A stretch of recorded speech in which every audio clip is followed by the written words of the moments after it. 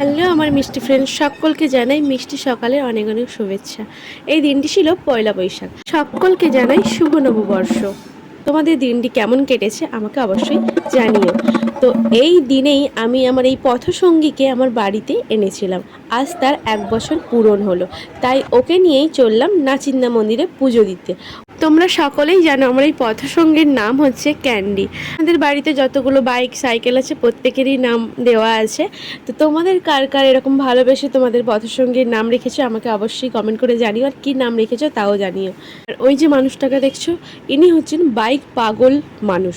মানে সমস্ত ওর যে কী যে স্বপ্ন বাইক নিয়ে আমি বলে বোঝাতে পারবো না। খুব ভালোবাসে বাইককে।